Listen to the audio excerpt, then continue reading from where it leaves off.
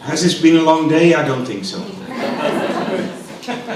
Because, you know, time flies when things are tough. Obviously, so far it's been so full of stories, images, presentations, analysis, questions of the highest order. The level has been extremely high today. But inevitably much of that was a one-way traffic, which meant that we didn't have the space to really, you know, involve everybody here, which is obviously the way to go if you want to decolonize, decentralize, demodernize, deviate the museum. So I'm hoping that we're going to use this last part of the day to get some reflection, feedback, questions, discussion. To begin with, we invited 5 people, directors and curators from musea, to highlight some of the main issues, topics, statements that were made today, which they could bring back home to their museum for the future. I'll introduce these 5 people one by one. Secretly, Geeta Kapoor has joined us on stage. She's addicted to celebrity. No, but I'm very happy. I'm very happy that you're with us. For practical reasons, you couldn't take the steps, etc. But you're here anyway, and I'm sure some of you will be directing your questions at her anyway, and she'll be here for you. Now, this first round, we'll have the highly esteemed people from 5 different musea. After that, of course, we'll open it up and anybody can talk. Let me start with Bart de Bade. Bart de Bade is the director of the MUCA, the Museum of Contemporary Art in Antwerp. You can tell us what we're seeing here, and I hope you can reflect on what you saw today and what you will bring home to Antwerp with you. Earlier on, I was thinking it might be because there were so many notions and proposals coming to us that it was like, for me, it was an avalanche. And so I thought at one point, perhaps we might give the different speakers a number, a score. Because I like to give some speakers very high scores, but then would like everyone to get high scores. Nearly. If I go through the list, and starting from there was, which I think some of you missed there because of the trains, but we started with a research presentation by Kuba, Meg and Sebastian. But from there I take also a very beautiful idea of the abduction of ideas. The fact that ideas cannot be owned or trapped by institutions. And I think that's what we saw today, in a lavish way. I think in a certain way today was, it started with where l'International is and has been investing a lot of energy and focus for the last years, which is the question of decolonialization, where I think Rolando Vázquez gave an amazing synthetic lecture of a very precise, very precise perspective from Latin America onwards, which we see resonate a lot with, especially with our colleagues from the Iberian Peninsula. So for you it may be a little bit closer than for me, because I think they are quite clear in that, in saying decolonial thinking is an option. And I think from that perspective it's obvious that modernity and the decolonial go together. You know, that they go one on one, if you look from a Latin American perspective. I would say we should be incredibly grateful to them, because they allow also our part of Europe to reflect on itself, to try to be a little bit less arrogantly ignorant, to try to listen a little bit more to others, and also to try to be a little bit more open to our own other Europes. I think appropriation and representation have been, we have been insufficiently attentive to that. The story makes it clear, And I do think we should, in any case, all look for how we can undo a little bit of the normativity that became globalized. I was really surprised. Manolo, he often offers new understanding, but the Rudy Fuchs, you know, and the kind of innocence which I think is true of the mythical space, and of Spain somehow wanting to tap into that. You know, the degree to which kind of the post 89 situation, the naivety that was in it, and this mythical dimension in it, is a beautiful thing I would love to take along. And also, I think what's quite important is how we spoke about Warburg and the Atlas as a possibility of something that's not based on the similar, but on what is different. And I think we should be happy when he ended saying that we are together because we are ignorant, that we want to learn from that. I think that maybe us of all of us being together here.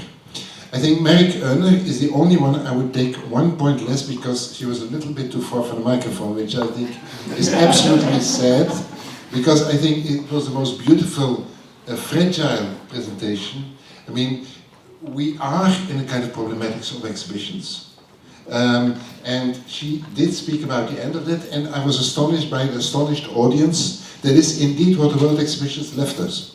You know, this kind of pornography which has been established in the public domain. I never thought about that so clearly, and I think she beautifully opened up, because we're a bit in danger with our amazing thinking about constituencies, of using the people that come in, and about how she opened up the kind of receiver, subject, critique, interactor, attacker. And from Gita, I said that before, I mean, I would only want to not give her perfection because it was overly generous. I think she has really been, which is the best you can do if you get a public platform to speak out about what's really important. And I think we can, I want to take her lecture along with me as a kind of a mission, you know. I think, I mean, there is the, you know, that lecture alone, I think, would value a day. And I want to thank you for, you know, this kind of, the way in which you introduced other possibilities. Sovereignty of self is contesting the modern, but in a positive way, and as an urgency, as a necessity to protect and to fight back where that has to happen. And even only the very last phrase of saying the DD works well for manifesto, the demodernising after the decolonial, DD. I think it's in a certain way a generous offer to us to understand that perhaps we should qualify modernity, like Charles said. I would like to give Charles a lot of points, but I would give them some. I would like to hand over to Gita. I think it's really amazing. The moment, one thing that was very beautiful for me was how the Jan Debout, you know, this very deep, fundamental moments, the moments that may change a thing. I wonder if Jan, because Jan has a certain radicality at moments, you know, not good at some, if he would have stayed on board, perhaps he might have taken care for this kind of opening up this question of modernity, which I think the greatest weakness in Marcel Later was the relation between the West and the Rest. I mean, the whole, so there might have been then a more interesting platform perhaps, and a different narrative on that side of Marcel Later, not only on the vanabbe side. But I especially was happy, Charles, when I heard you say, perhaps you can get away with modernism to save the demodern. I think it's beautiful to, if there has been such an amazingly precise proposal from someone that you again reflect on things. And to end up with, and Zdenka from Ljubljana, I think in a certain way, the beginning and the end, I think is the essence of the offer. Zdenka is always working in a very precise, meticulous, focused way, which is also opening up things. The deinstitutionalization, which he puts into question, and we are actually from a generation of deconstructing. And perhaps we should, after this round, get away from the D and go to the next stage. But what you what you said about it, it's actually about destabilizing institutional context in institutions.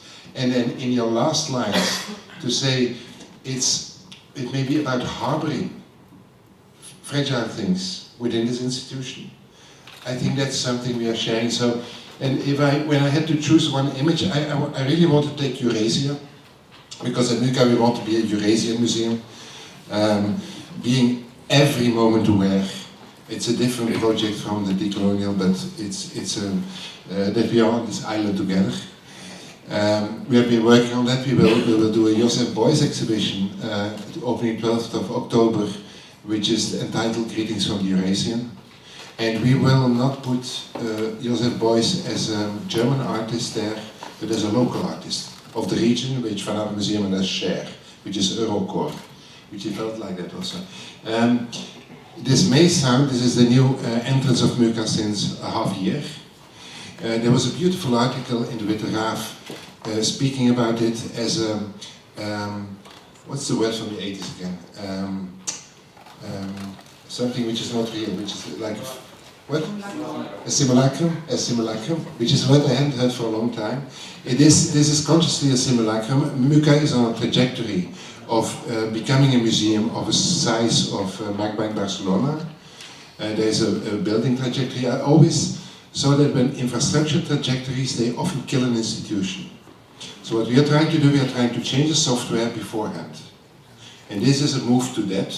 It's a very tiny permanent collection on the side, in one side wing. And here in the center, when you enter the museum, you actually enter a library. We see it in many different ways. It's a beautiful way to present some fragile, smaller works. It is, of course, a kind of a way to put reflection in the heart of the museum. But first and foremost, I would say it's a way to try, through the simulacrum, which I think any of our actions at this moment is, always unfulfilled, always incomplete, always too superficial, to allow a space that's again a space of conviviality. And because I once asked Dan Graham what was the most important place in the museum, and he gave an answer which he has been repeating himself since also, which is the lobby. He said the lobby because it should be a place for romantic encounters. And that's what I hope a museum would be. Okay. Ferran. But just one quick question. By the way, we're not expecting from everybody such an eloquent scoreboard immediately. But you said one thing, you will take Gita Kapoor's lecture with you as a mission for your museum, and you said there's an urgency behind that. So this Monday morning you will walk into this space with Gita's paper in your hands, and what will you say to your colleagues which will trigger them just like Gita triggered us now? I don't say too many things, I ask something, so I ask my colleagues here to help us. But basically, I think in a certain way we want to thank you for empowering us in asking these questions. You know, actually, incidentally, we are hosted in the city where Utopia was conceived. And the letters which are there now, it was conceived in Antwerp. It starts, as Thomas More writes, when he leaves the Antwerp Cathedral. Yeah? So we should, whatever we do with modernity, we should not forget, I should not forget, I'm on this seat here because of modernity, whatever the horrors that are on the other side, that emancipation, you know. I mean, my great-great-grandfather was a farmer. My great-grandfather was a head of a school. Yeah, that's also part of a kind of a trajectory. And I would say that in the 16th century, in early modernity, the absolute power of the king and the church was put into question by citizens who said we can also be curious, we can also reflect. So there is some, at least some things which we have to take into consideration. And this can help us, but I will read it. You know, I would have loved to have this conversation tomorrow. Okay, cool. Next to you, Ferran Barendlied, just like MUCA in Antwerp, MACBA in Barcelona is a member of l'Internationale. Your response is the same question. I don't want to do exactly the same that has done Bart, because it will be too boring. Just because I will quote every word. No, you were not boring. Exactly. I will do a reenactment. No, but I want. I mean, what I'm taking with me from things that have been said today.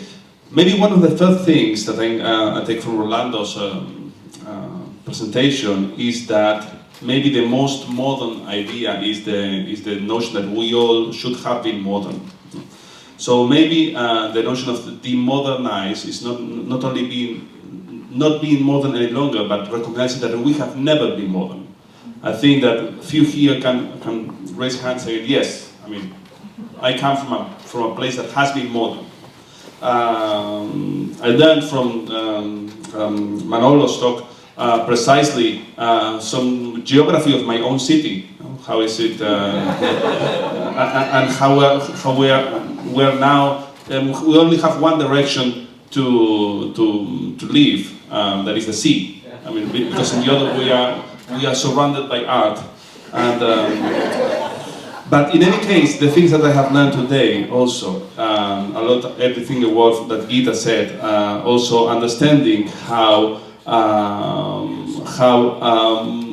this notion of demodernize after a figure like Gandhi, that I've never thought of how important he was,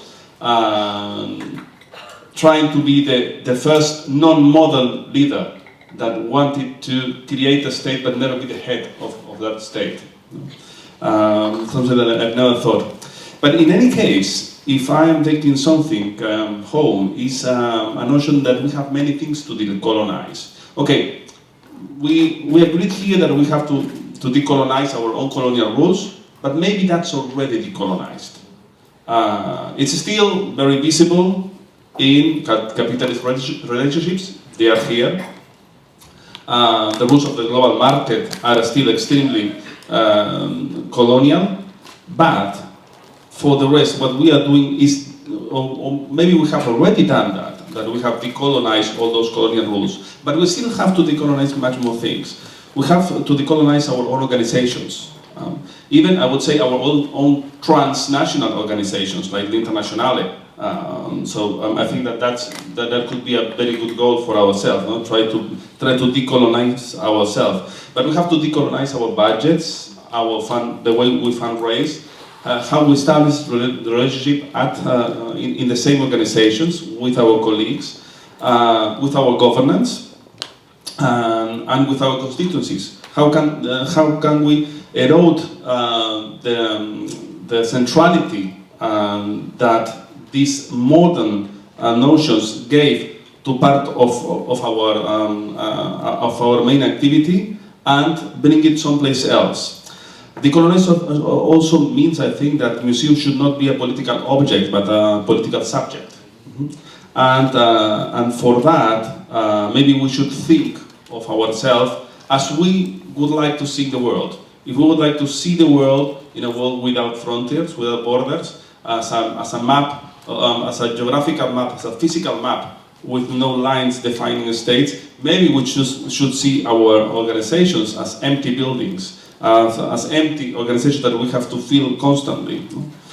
And for that, I think that the other thing that we have to take with us is a notion that has been around here, and it's in this notion that when we think unmodern, is that we have to think that in very ephemeral notions. Maybe we have to build everything that we do if we want to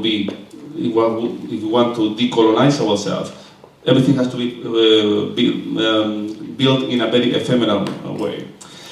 I think if we want to decolonize our organization, we have to pose questions to common sense, to how we construct memory, and what strategies we have to decolonize, especially when we have never been colonials. How you decolonize yourself when you have never been colonial? Your own city and your own attitude, even your biography. I'm thinking of myself at this moment.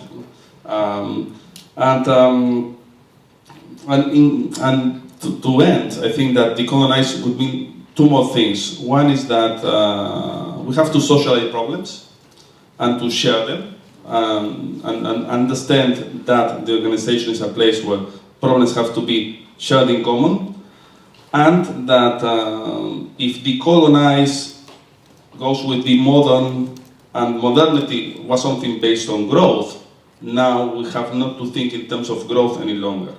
We have to understand that growth should be a moral progress more than anything else. And maybe that our role is either, I'm quoting Charles now, to fight for a new communism, that you have to explain that again, maybe you have to do a meeting tonight, or at least humanize capitalism. Thank you. Aaron, thank you very much. Yes, sure. Just one footnote about your personal position. You're originally from Argentina, yeah? Just to clarify.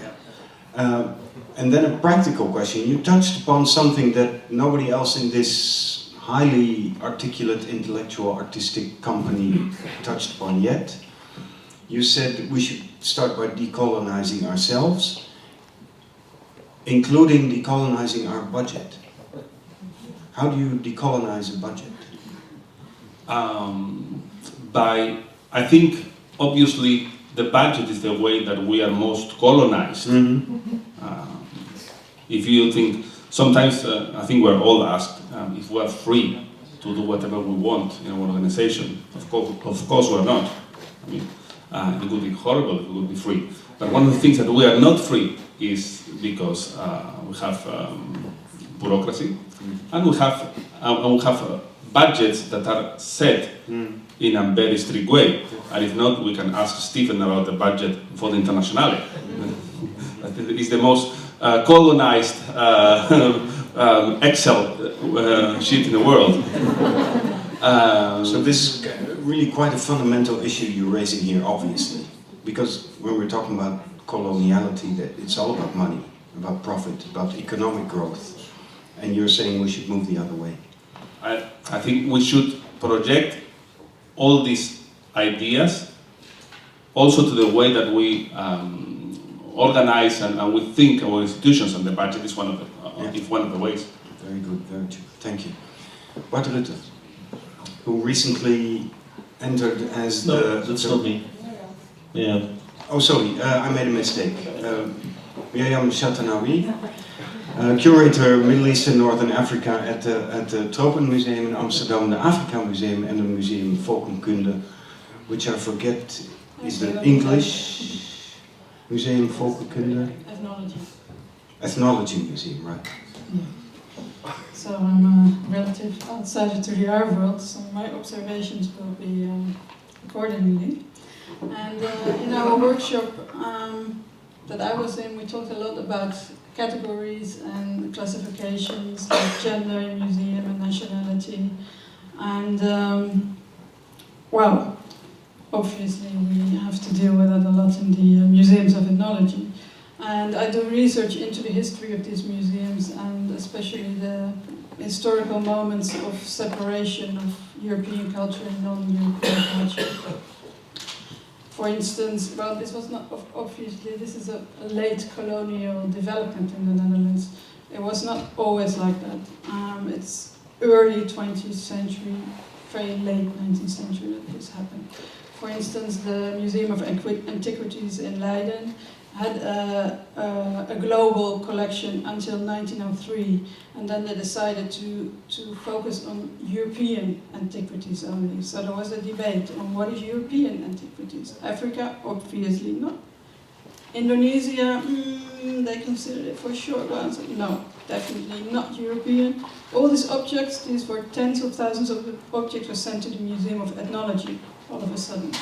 But what could remain were the Western Asian objects and Egyptian objects, because these were forerunners of European civilization, they argue, so they could stay. The Islamic objects from Egypt and from Mesopotamia or Iraq nowadays, they went to the Museum of Ethnology. So these classifications have a long colonial history, and museums of ethnology, like the one I'm working in, started to debate this history directly after independence. So this is a debate, internal debate that started in the 1950s. And I can see in my research it intensified in 1978 when Edward Said wrote Orientalism. In the 1980s and 1990s, decolonization became central to curatorial practice. So we have a long history of debating decolonization. And it's central to our practice, but still, well, it's not difficult to see that we didn't move forward. We didn't come a long way. And I think it's because in the museums of ethnology, the most basic fundamental thing is left untouched, and that's the separation between European and non-European. So we decolonize within the spectrum of non-European. So when I listen to the debate today, I'm thinking, I see a similarity. I see art museums discussing to decolonize within the spectrum of art, but the very notion of art, which is a colonial notion, is left untouched. So I'm thinking, are art museums thinking they can decolonize without questioning what art is? Just like we have been trying for 60 years now and we failed. So, yeah, that's my main observation. And my main recommendation would to rethink these categories and to think of museums that are not based on these colonial categories of archaeology, art, ethnology, and to think wider. We have the spinning wheel that Gandhi distributed in our collection. It would never enter the vanabbemuseum, I think, because it's not a work of art. Like you said, and you explained it wonderfully. Microphone. It is an important story that should be told. It's a very, very essential point you're making. You're actually saying that all of us, consciously or unconsciously, are still within the institutions that we work in or visit, are trapped by this very fundamental boundary between that is also a result of colonial times as well. Yeah, I think so. Mm-hmm. No, and it's not that I have a solution, but it's an observation that comes from being in such a decolonizing institution. Apart from inviting vanabbemuseum to exhibit Gandhi's spinning wheel, do you have other recommendations right now? Well, in our workshop, Steven Tentaye, he gave an example from the exhibition he curated recently, and I haven't seen it, but he said, well, the exhibition label says once upon a time in the West art was invented, and then he started discussing with people what this means when you're not born in the West, what does this sentence mean to you. But I bet, and I haven't seen the exhibition, that it stops at deconstruction. And there is no other art present. But if you really want to decolonize, then there should be other art. Maybe it's not true. Correct me if I'm wrong. Tell me what is in there. Okay. Nuance this a little bit, Charles Escher. No, so there are works there which are from historical museums, from ethnographic museums. There are copies of works that are not originals. There is no white cubes. So I think it's important that you see it before you say that. But I mean, we haven't got the spinning wheel of Gandhi, but we have got Javanese ritual objects inside the Okay, good. This is Things are moving. Yeah. Have a look. Yeah. One more thing. It sounds very good. I'm happy. One more thing there. What are we seeing here? Oh, this is Chibumba. This is one of we have a series of 101 of his works, and this is actually the only artworks that go on loan to art museums. We have hundreds like artists. Yeah. But this artwork crosses the boundary. Yeah, definitely. Mm-hmm. And I think it's so popular because it's a political work, or his work is a political, it's a political story, a political history of Congo. So, but yeah, there's so many other works in our collection. Okay. Thank you very It much. should Neil. also be the other way. I mean, it shouldn't stop there. In the end, we shouldn't have museum of ethnology anymore, and museums of art, perhaps. I don't know. Like, the problem where we have currently in our museum is there's no public support for museums of non-Western culture in the Netherlands, and this, of course, has to do with nationalist populism. But it also has to do with that these old categorizations of the non-Western, they don't make sense for younger generations anymore. So we should think forward, and maybe these categories of art, ecology, ethnology, they don't make sense for younger generations. Because you're seeing the widening disconnect between the museum and the society, its visitors. Yeah. Yeah. And these categories don't have, they don't bring us further. Decategorize the museum is next symposium we're going to organize. Bart Rutte recently... Let's see the slide first. Yeah, let's see the slide. There it is. Recently entered as the director of the Centraal Museum in Utrecht. Floor is yours, and the mic is yours as well. First of all, I have to apologize that I sit here. This is not my fault. I registered for this conference as a listener. And then I think 10 days ago, yeah, you're in a panel. Okay, so here I am. I was very, very curious for this day because, as Chris just said, I started only the 1st of May this year in a very, very complex, but also I think an extremely interesting museum, which is not suffering the canon of modernism. We simply don't have it. And we have so much other stories in our collection. And during the day I actually wanted to expand this image, which I really, really like. It's one of the first acquisitions we did when I started working. It's by Steve McQueen, Remember Me, when he asked 100 persons to write down Remember Me. And this is actually written by his wife. That's the one I wanted for the museum. Because I think as a city museum, which we in Utrecht definitely are facing also not only in a global perspective, but very much in a local perspective, some sort of crisis. How do we connect to the different ethnic groups, backgrounds, etc. in a city?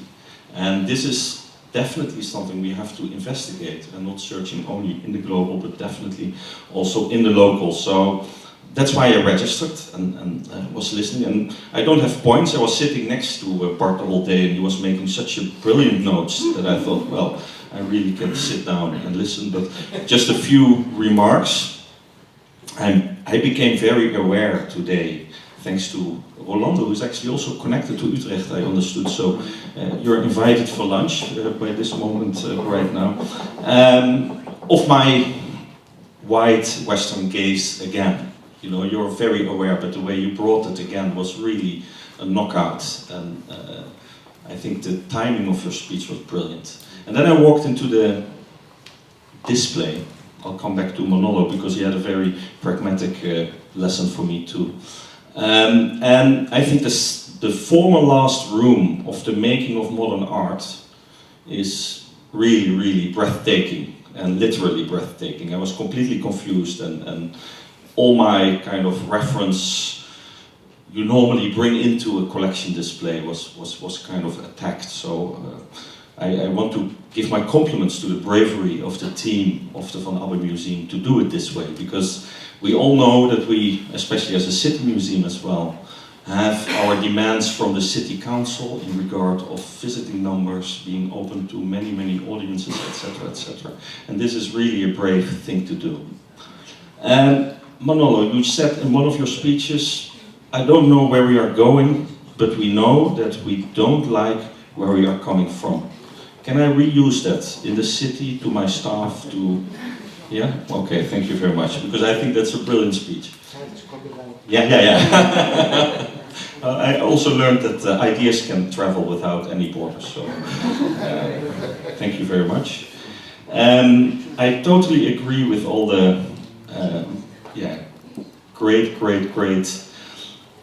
deep knowledge of your speech, Greta. It was very, very inspiring. I only wanted to recounter one thing, because I'm not sure about, indeed, imprison modernism. That's for you, Charles, I'll come back to that.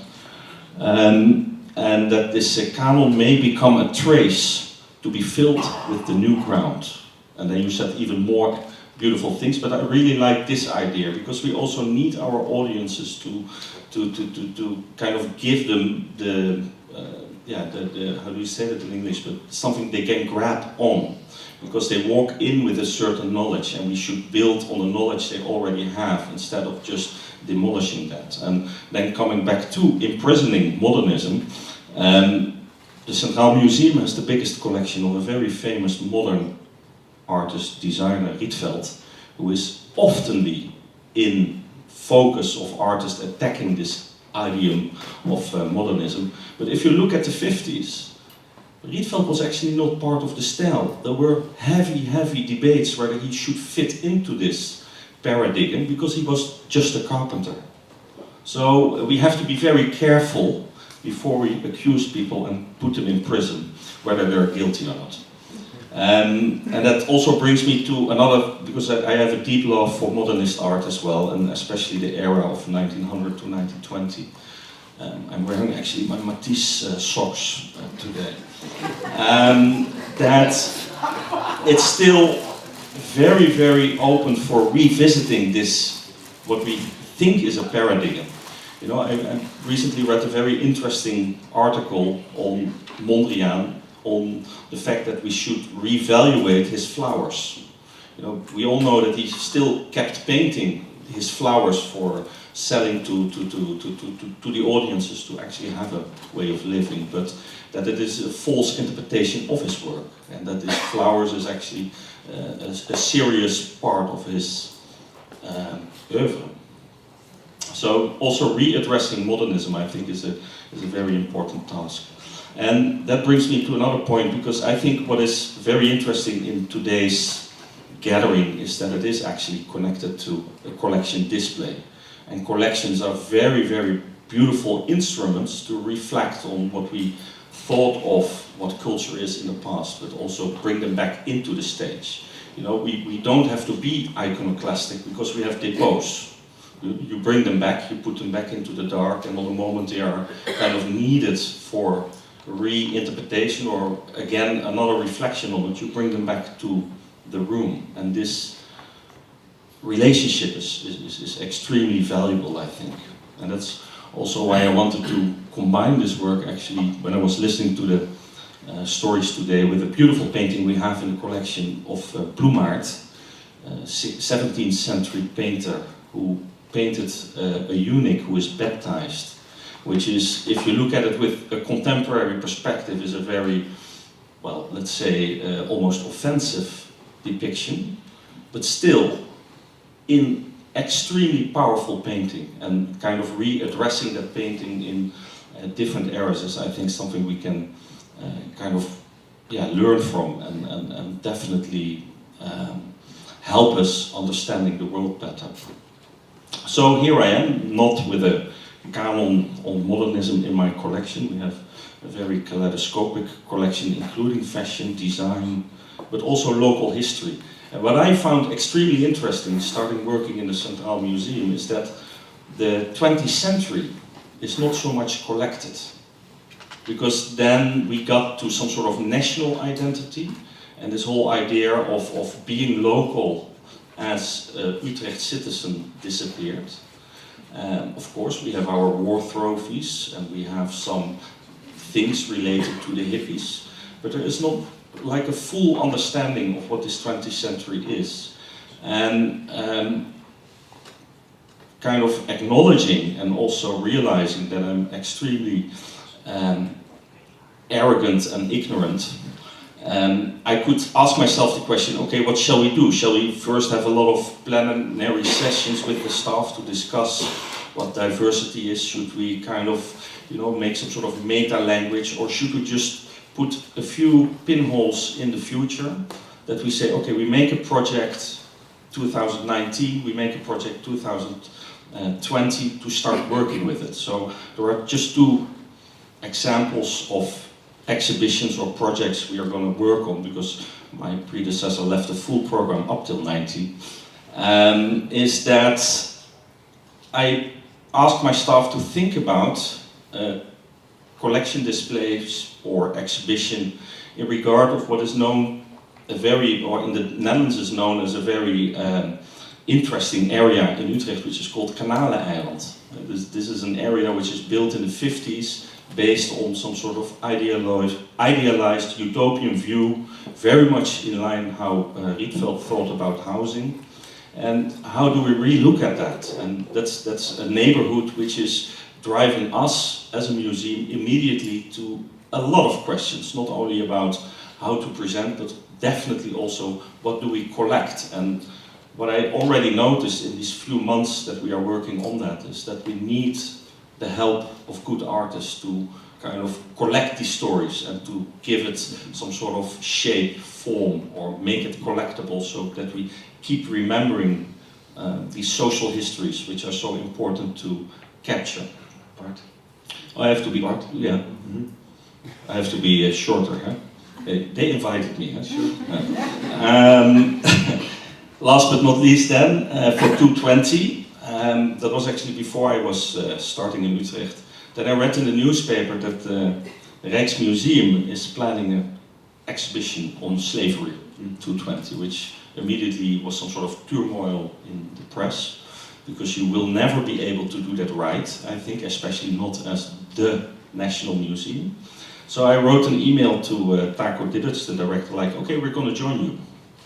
And what I try to do right now is to mobilize as many museums in the Netherlands to kind of address issues related to that in the same time frame. So that means, this is an open call again, that means that in autumn 2020 we all should have a program to have a plural view on these aspects, instead of just one monographic or one mono view. That's very good news. That's very much in the course of today as well, to create multiple narrative. Yeah, I truly believe in polyphonic voices, and I truly believe in the temporarity of it. Yeah. That's why I work in a museum. Yeah. Comes up and it disappears again, but it doesn't leave. Great. Okay, thank you. I'm actually very happy that you were gracious enough to step on stage. You just said, when you told us about this exhibition about Kanaleneiland, the neighborhood in Utrecht, you said the main question concerning you and your staff now is, what do we collect? And I think after today my highlight would be, who is this we? What do we collect? Yeah, that's also, I think, open in that regard. And you know, again, I started 4 months ago, including summertime, so it's very early to say something very definitive about that. But I really like this idea of breaking that open. But you also run into very, you know, constitutional, problematic areas, like when you are dealing with a collection and ownership and city. Like Thank you so much. Finally, Annie Fletcher. Oh, Bart Rutte deserves a round of applause.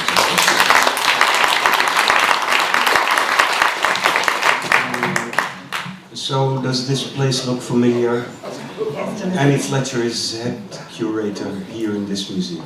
It seems maybe superfluous to have an image up here when we've seen so much. And also, I don't know if I want to think through an image too much today. I'm more interested, after all that I've learned and heard today, about how we behave. It was something that came up yesterday also.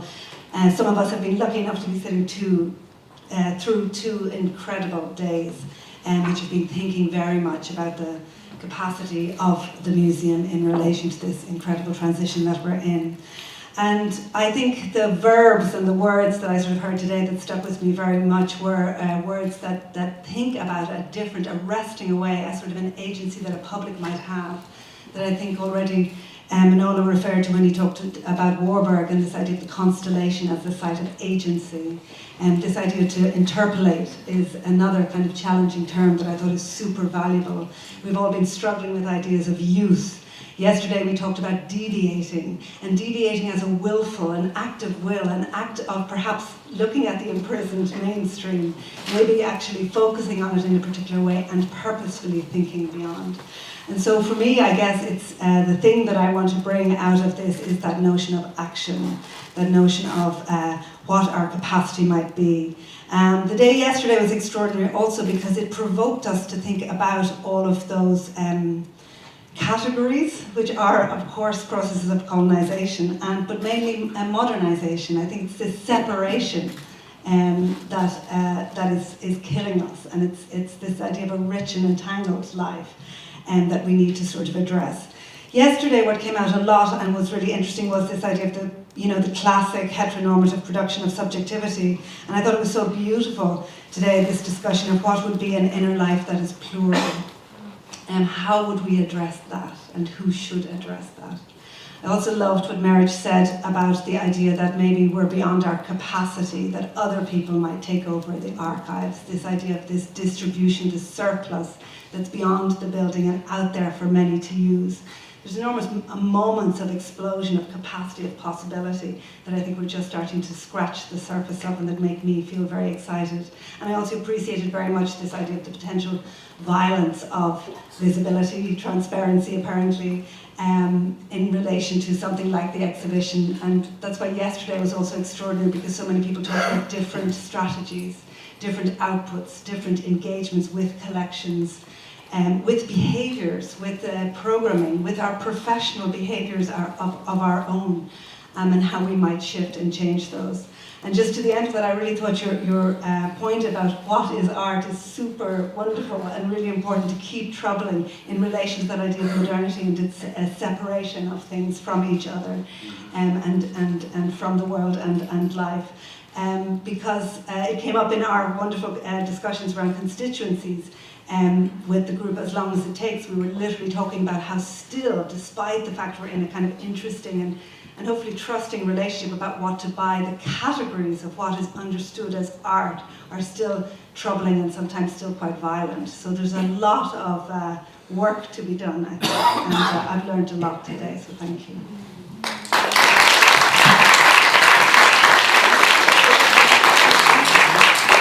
Thank you so much, Annie. And it shows, I mean, it shows all around this place. Now, we've heard 5 people who run or curate at important museums, but there's a lot of other people here, and I would like to encourage you now for the last 30-40 minutes to ask questions or give comments in a similar way like the people here have done. And I would give the priority to begin with to people who don't work in a museum. And I'll come to you and I'll try to give you the microphone. And please introduce yourself. Hi, my name is Bobby Sayers. I'm an artist and I'm based in Rotterdam, studying the Masters at the Pitt Art Institute. So my question's open to everyone. It's basically, why are people so precious about art, and what are institutions so afraid of? Have you got a few weeks? Go ahead. One little thing, because we shouldn't make cliches of things. For MUCA, formally, we are not an art museum. Our base is visual culture. And we have been taken over a quite legendary magazine in our country, which was called AS, which went to visual culture very, very early on. And that was the main asset, and we have merged it with After All later. We also have a cinema museum. If you come in the museum, one of the things you will see is some kind of pre-cinema hardware, like magical lanterns. They are also there.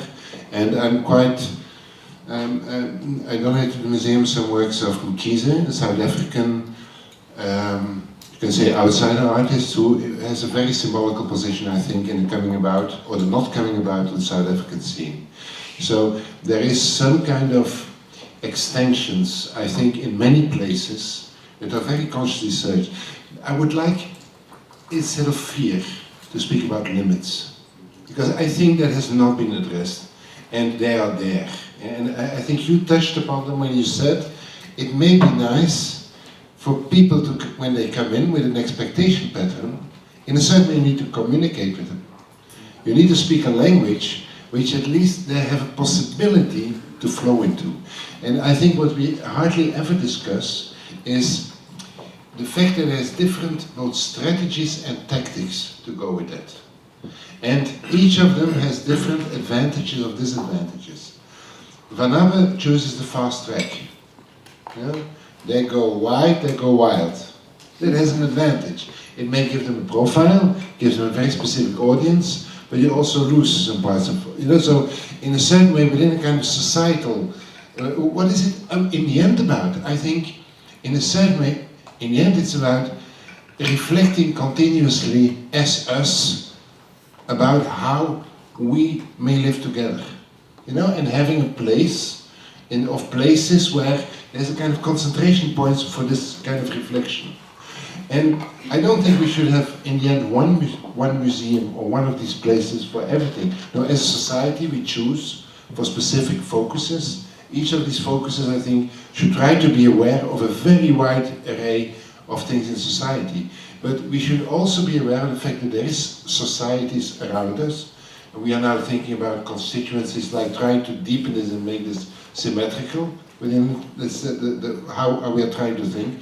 But in a certain way, I still hold a very simplistic belief that a place like us, it should try to address, on the one hand, all the people in the world that are interested in the kind of topic which society gave us a kind of mandate to engage for, because that's still the case. And on the other hand, all the people who live in our neighborhood. So it's not so much a question of fear, it's rather a question of trying to be not too stupid in how you make the move, because if you make the right move, you might, or not, you may fall on the ground. Okay, next up, and please, you can also obviously ask or comment on the speakers who are not now on stage, but who were speaking to us before, like Rolando, who's sitting here. Hi, I'm Amatla Awetu. I have a question for the person, I think you spoke last about the exhibition that the Rijksmuseum is preparing for. And About slavery. yeah, there has been a lot of critique about their exhibition Goede Hoop, which collectives like Rewrite the Institute have called Gekaapte Hoop. So I think please do take on that those criticisms that are already online,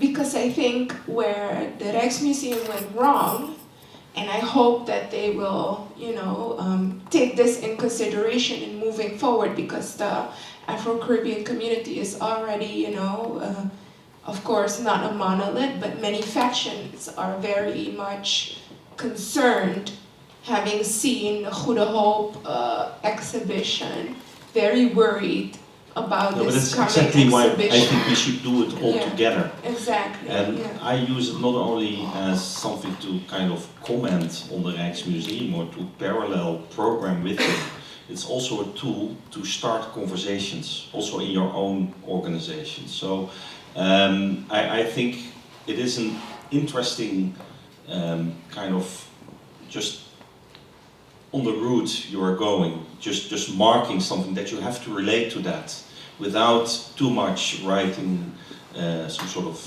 beleidsplan or whatsoever, that you just say, okay, we need to have a position in that regard, in that subject matter, that broader field that is connected to it, as a city museum, and we should be ready in 2020. Otherwise, it does not work. And on the other side, I think it's time, because I believe in museums that especially the discourse connected to slavery, the best place to have that debate is actually in a museum, because you can revisit It's not like in many other media, like a newspaper or television, it comes, it disappears, and it is gone. And what I really like with a museum is that you kind of propose answers, propose questions, and it is there for a certain amount of time. You can revisit and come back and discuss. That's why I believe in museums, and that's why I think that in the Netherlands, in this kind of defined by the National Museum, the Rijksmuseum, this era, we all should kind of collaborate, actually not collaborate, but have together in the same time frame different perspectives. So we can open this conversation and have it revisited over time on different places and really make a next step into that. Yeah, it's most definitely a very important topic that very much lives in the city of Utrecht. If you walk around, there are so many still remnants of this history.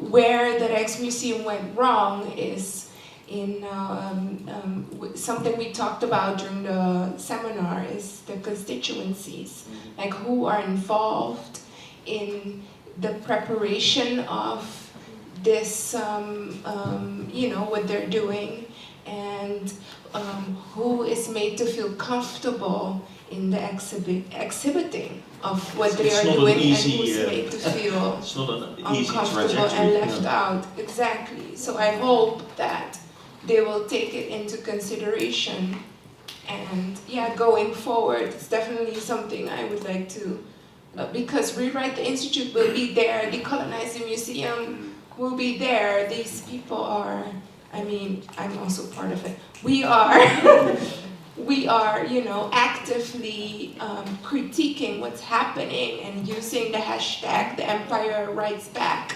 You know. I know you're out there, definitely. No, but we'll meet later. It's actually the point you made. You just made the correct point that the advantage of a museum is that what you present is there for a while, so you can return and you can open discussions. But the Goede Hoop. So for the non-Dutch about South Africa, the links with Holland, it created a lot of comment, criticism, whatever, and it would be a crying shame if the exhibition about the history of slavery would, yeah, I mean, start the discussion only when the exhibition is there. That, I think, yeah. You were...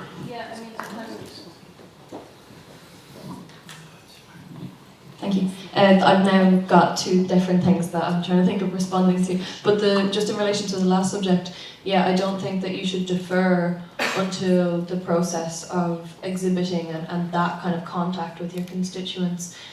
You shouldn't defer the conversation and the insight until that point. It's like the earlier in the process that this conversation starts happening, and I mean from like dot.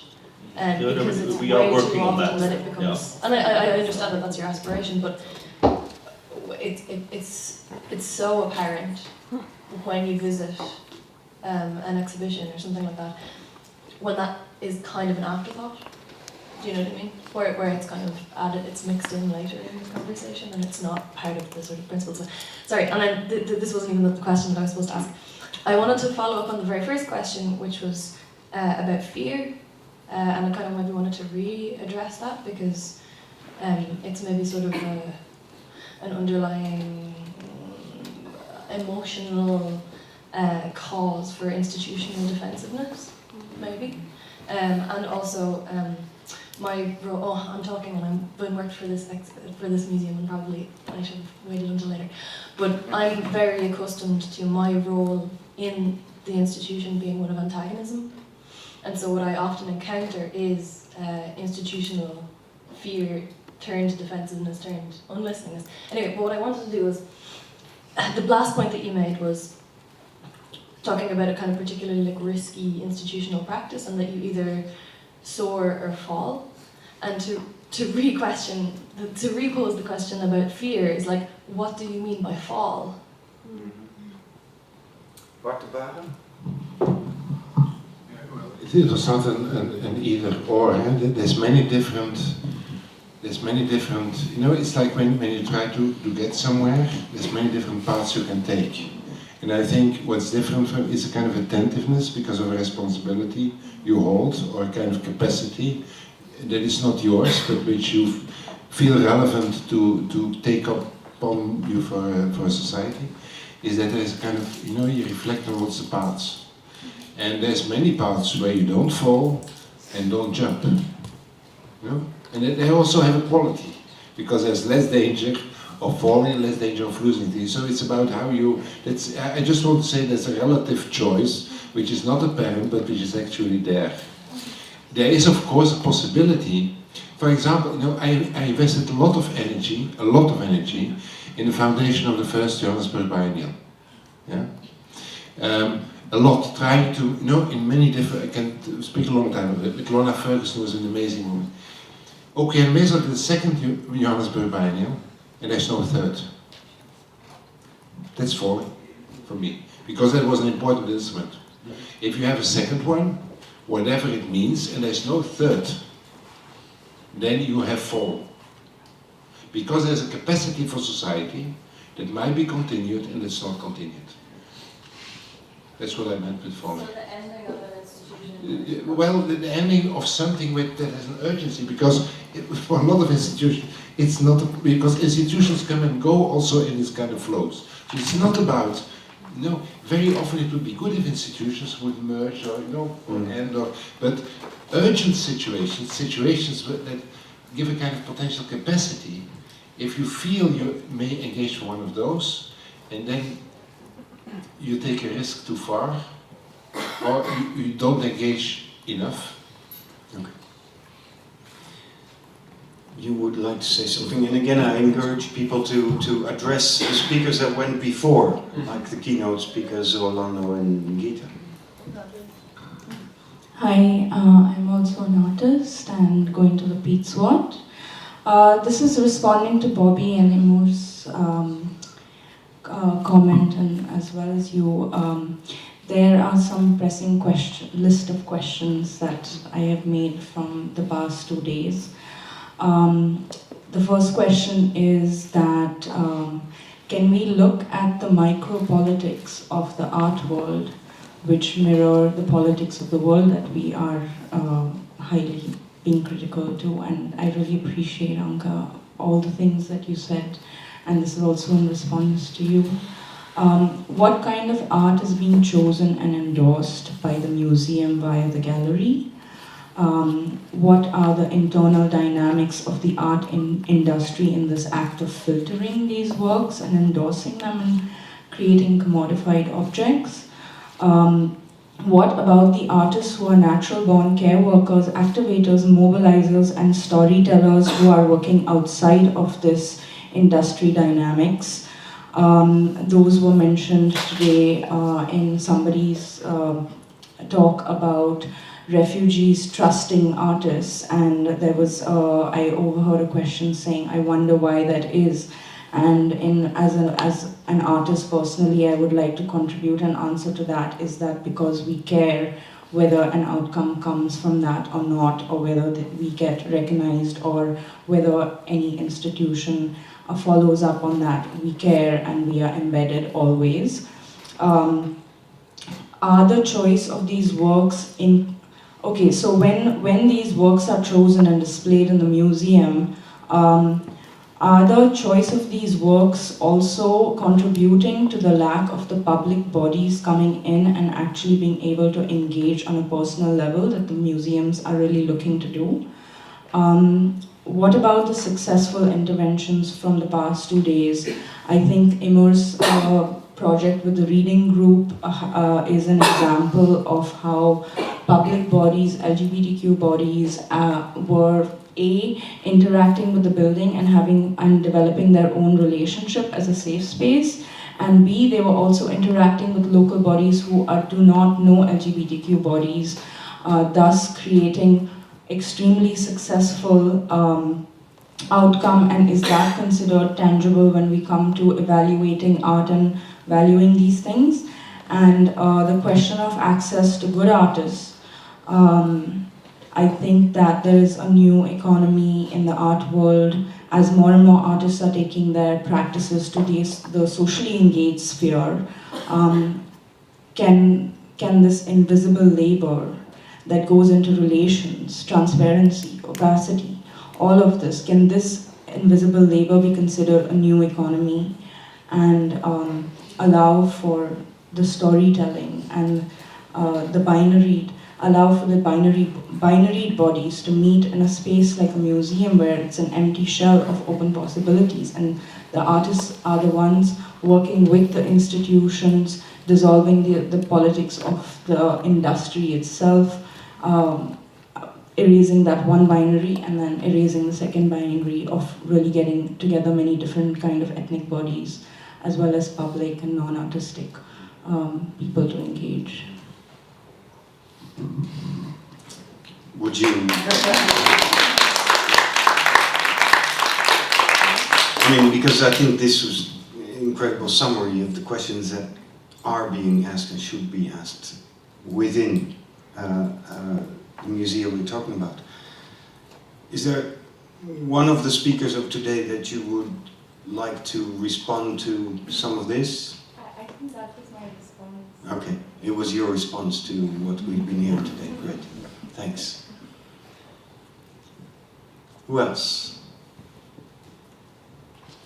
I'm just begging you. I mean, Gita Kapoor is not here on stage for nothing. And she said so many wise things. The same goes for Rolando Vázquez this morning. Yeah. Okay.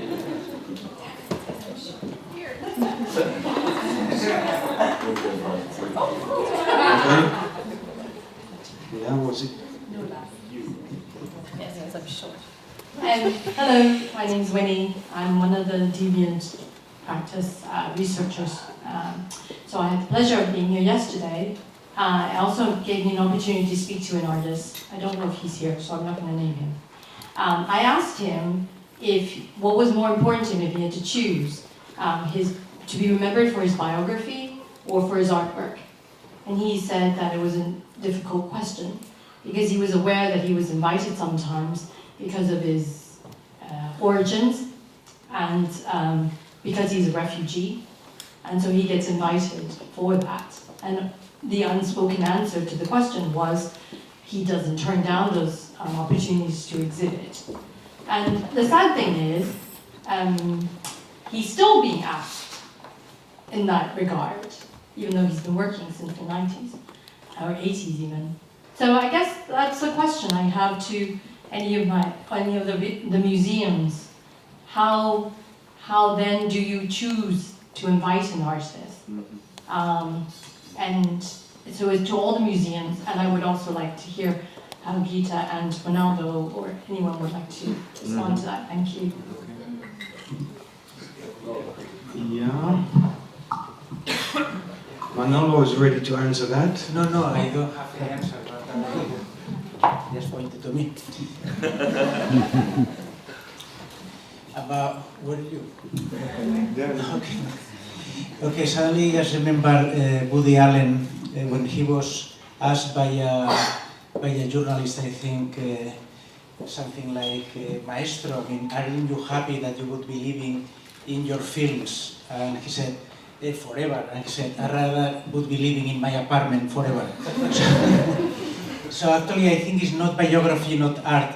I think we should change the conditions. So biography is not biography or the fact that they are living in other outside or whatever, that's the element to be chosen. I think we have to, I mean, the way we choose, it has to do with those elements we were talking. They have to do with our own history, they have to do with our own doubts, they have to do with how we relate to the other. And of course, it's not about equality, it's not about everybody being there, it's just about questioning, it's not about everybody living forever, it's about everybody trying to live better. Thank you. Thank you. Could I forward this question to you as well, Zdenka? Because obviously you showed us work of a few artists who have been working with refugees and bringing their stories and images into the museum. Now, to follow up on that question, you showed us a short clip from somebody underneath a train traveling into Europe. He gave this film to the artist in a moment of trust that artists can create in the best of their moments. But the real artist is actually the guy who hangs beneath the train and enters Europe. Is there a way that you as a museum can invite him, partly because of his biography, partly because of his artwork, on a similar level as you can invite the artist who took the tape? Yeah, that's a good question. You could stand up and on your face.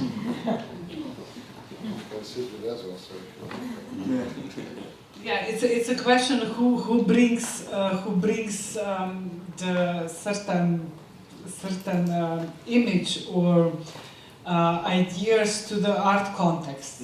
It can be an artist or a curator. Let's also follow up on what Annie and Miriam were saying about, you know, we're trying to broaden the definitions of what is art. Yeah, it's a very delicate question today when we talk about migrants. You know, as soon as you have the migrants in the art context, you are accused. You know, it's very, you know, and I always say, okay, this is very easy. You know, with Charles we co-curated the NSK Pavilion in Venice, where we did the project together with the migrants from Venice asylum centers. And there were, I think that the project was quite well received, but there I also heard the comments, you know, that we exhibited the refugees similarly as Olafur Eliasson, but I would disagree completely with it. You know, and I always say, you know, when it is when we discuss these kinds of questions, that nobody actually asks the refugees what they think about it.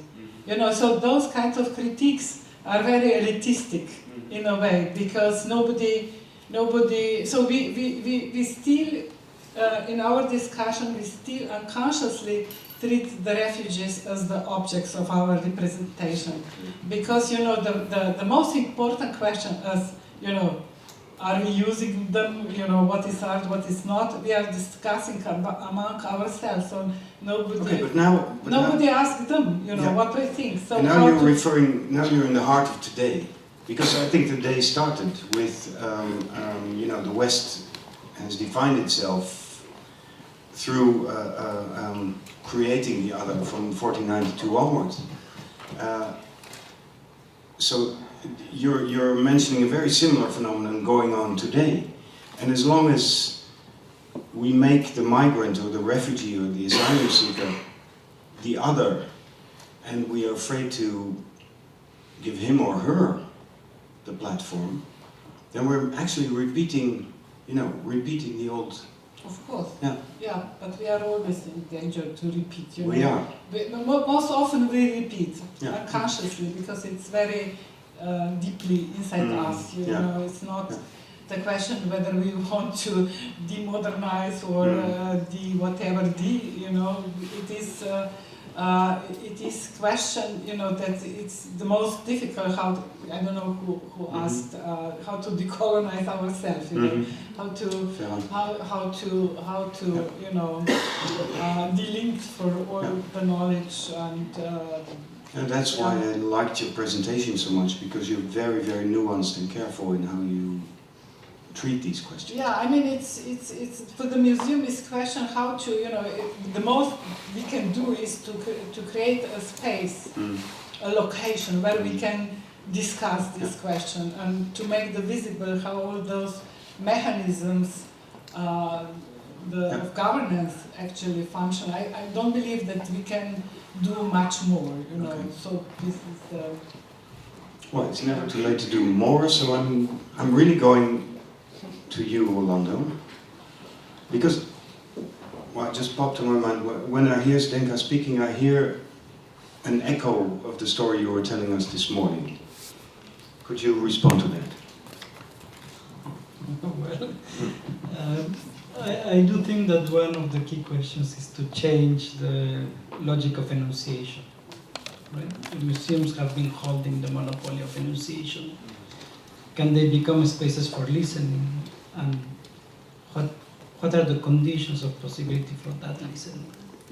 One of them is a humbling of modernity, but there are many other conditions so that they become spaces for plural encounters, for pluriversality, and not for the reproduction of a monoculture, the reproduction of the power of those who decide what becomes visible, the curatorial power, the power to see and not being seen. So these are, I think, very serious questions that we need to address, that we need to change our practice of curation, of collections, but also of public formations, right? Chris, there's somebody right at the back who's going to hand up for ages. I'll come to you in a minute. Yeah. This is just a quick one, just about, like, I was thinking about practical actions, because I always think, like, with these things, you've got like this like super academic sort of side of it, and then you've got these things that you can just implement. And I think it would be really great for every kind of, like, every archive to be made public and online, just like SALTS. So that'd be one thing. And then the other would be, like, perhaps halfway through the show in 2020 in Utrecht, to, like, maybe invite a certain people to come and, like, redo the show or something like that. It's like, because that's like when you talk about discussion, how, you know, that's the physicality and the change of a show would be where the discussion sort of is physicalized. I don't know. You're recruiting new team members here by the minute. Yes, many. Yeah. And then in the back.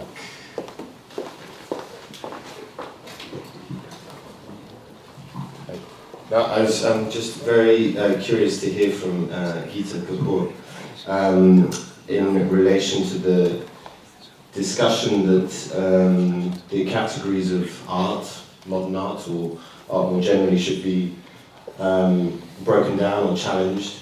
When you spoke so eloquently about artists' capacity to turn an argument around, how artists, you were talking about artists from Asia contributing back to a modernist aesthetic.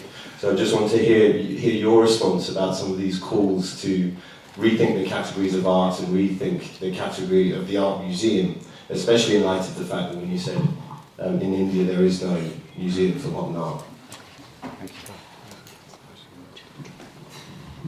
I don't think I can answer on the last part of your question about the institution of the museum. One, because I've never worked in an institution like that. And when I say there is no museum of modern art in India, that has to be qualified. There is a National Gallery of Modern Art in Delhi, and it has 2 branches. But when I said that, it meant that I've been sitting here long enough, you don't have to push me forward. That's enough. You know, you can walk further. Yes. So I think I'll, for the moment, not answer the question of the museum and what categories or what institutional contribution or calibration that it would do to the categories. I can speak better on the art historical discourse or the critical discourse around categories. And I did suggest that whereas the canon is, of course, the one category which is or necessarily and correctly critiqued, I think that the canon has long been actually, it has been addressed in so many different ways that indeed you can say that the American 60s canon, or the canon that the October group presents, is probably remained the most, well, it's been most firm and most determining category. But for the rest, I think the the earlier modernist canons and through into the 60s and 70s, when the modernist canon was still a category to be attended to. There has been so many interventions, and one of the reasons why I started with Latin and Brazilian art was precisely what was done with that. So if we actually begin to examine the canons or the categories on which the canon is built, there have been so many interventions that we actually maybe not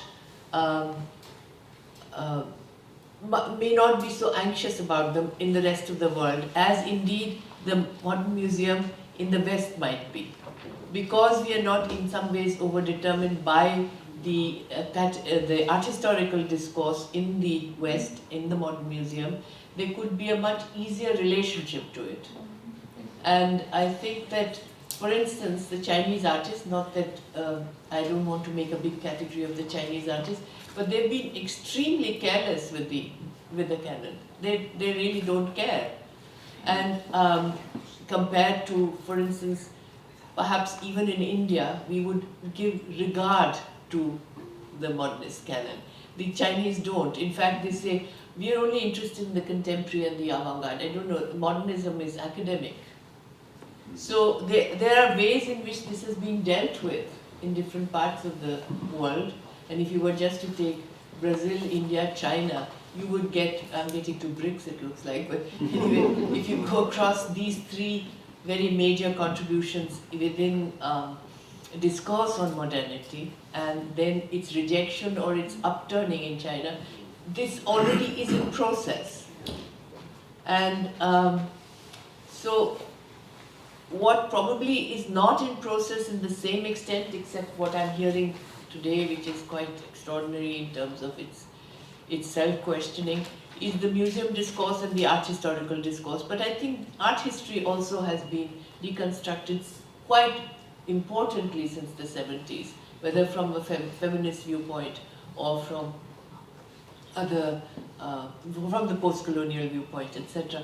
So when I speak of the modernist or modernity, modernist consciousness or modernism, I'm already speaking of it in terms of its deconstructed, as a deconstructed field. And it could be that the canon is more important in the West than it could be elsewhere. Thank you, Gita. Final question? One more? Hi, I'm not sure who this is directed to. Maybe Bart, because you don't run an art museum. So, but the question was in terms no, seriously, no, the point was, I think a lot of the discussions today have been around looking at modernity and colonialism in terms of the past, in terms of somehow this history catching up with us, infecting us, and us trying to somehow deal with it in the present. But I wonder, do we also not need to look ahead to the future and think about how we use our institutions and our frameworks and our relationships to plan ways in which those structures of colonialism and modernity have potential to use new technologies to do the same again in the future? I mean, I look at in terms of, technology, in terms of, for example, West Coast America and its capture of world's resources, of economics, of people's time. This is still ongoing. This is still something we're having to deal with, and we will have to deal with in the future. So, yeah, should we think of that separately, or should we think of that as part of the same narrative? Well, an or question is rarely the good one, I think. In the best level, I mean, of course you do want an art museum, but you don't want an art museum limited and crowded. No, the discussion platform should be larger. I think it would be really joyful to have a kind of an open space. In the end, what is it about? How shall we live together in the future? I mean, I think that's kind of main question which we can try to galvanize something around. we are this moment discussing with Lars von Trier something that has to do with new technologies. He's not an artist, he's from a, but is it, does it make, you should also be aware of what you can handle. And it's again about choices in a certain way. If you take, it's like an optical device. If you have a photo camera, if you have a wide angle, you don't have a sharp, so it's choices which we should discuss, I think, together as a kind of, in the end, it's a social field, which public instruments do we want? And contemporary art museums, I believe, this tradition, the capacity of what you can get away with in a certain way, it has a lot to do, in a certain way, still with a kind of memory of avant-garde, which I think has opened the field again after having been quite limited and boring in the 90s, and made it weaker at the same time, open and weaker, and which may give it a future. So I do think that this kind of ghost, it's not only the ghost of modernity, it's even the ghost of contemporary art museum. It's the ghost of contemporary art. All things are at a certain moment, to a certain extent, ghosts at this moment. Possibilities which we share in public space, which are reformed, reappear, and which we try to deal with together. Thank you, Bart. And then finally, I would like to ask Manuel Borja, who spoke to us this morning, on behalf of L'Internationale, to say a few final words for today. Okay. There is always somebody that has to summarize what everybody summarized, so I will repeat myself. Okay, I think there were like 3 or 4 words that have appeared, and they are in the brochure that everybody had. One actually is not a word, it's the fact. It's a fact. It's the fact that we are here together, that we are discussing, and to discuss, to talk, to dialogue, I think is something important. Of course, dialogue would have 2 parts. One is just sitting to reaffirm what we know, or what we think we know, or the institutions that where we live. Another thing is to question.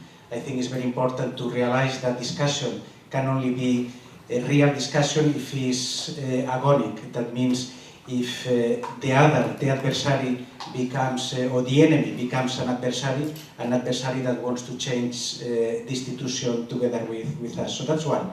Second, since we mention institution and we are in a museum, another of the word was decolonizing, we have to realize that, it became very clear that decolonization is important. It's important to decolonize history, but it's important to decolonize ourselves. We live in a world where there is possibly no need for outside repression, because we repress ourselves all the time. And we always have the idea that neoliberalism only destroys, only privatizes, but neoliberalism also builds structures that are very repressive and that make certain type of things, those things that artists do, almost impossible. So I think that's quite important to begin to decolonize ourselves, from the budget to the screws that we put in the doors.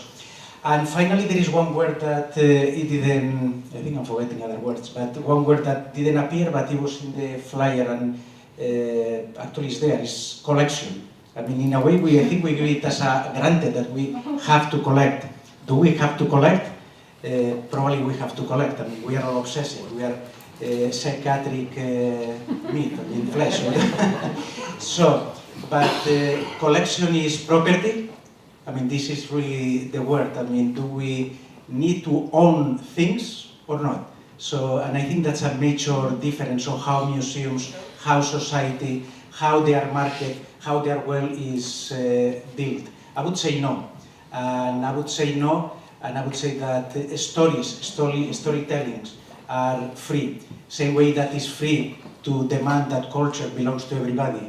Culture is not of one person or another. It's also free to realize that culture is not extractive, as they have told us. The more you use culture, the richer it is, the bigger it is. It's just the opposite of capitalism. It's not about scarcity, it's about plurality. So I think it's very important to think about stories, but let's don't forget, that's also fashionable, because everything becomes a commodity, even storytelling. So I would say that the storytelling is very important. I would say the storytelling is more important than owning things, but we cannot forget that discourse is embedded in machines, in dispositives, and we are part of a machine. So unless we decolonize this machine, unless we change this machine, we will not be able to tell real stories, and we will not be able to forget about property. Thank you.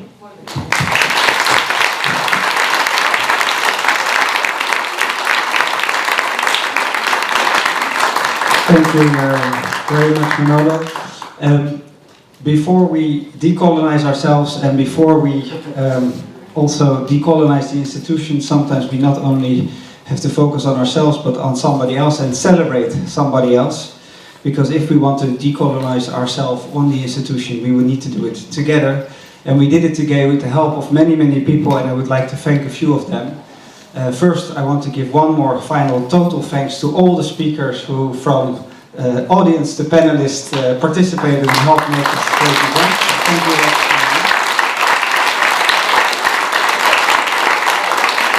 I would like to thank Chris Keulemans for moderating us today in a very elegant and pleasant manner. Thank you very much. And there's always, well, there's one person from the museum we all see but we don't see, but Ron is always there and he helps us a lot, and this is not because of it. Thank you very much, Ron. And with him there is a very big team of museum staff that in a way goes invisible, but it goes from the security to the people in the restaurant to all the people who help make all these badges that you are wearing. Maria also helped a lot today, so I would also like one final cheer for them.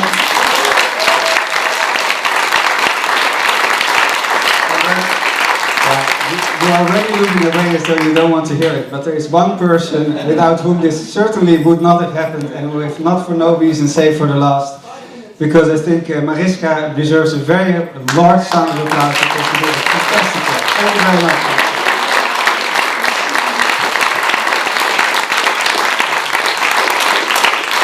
Now we decolonize in drink, so please, let's go out and have a drink. Thank you very much.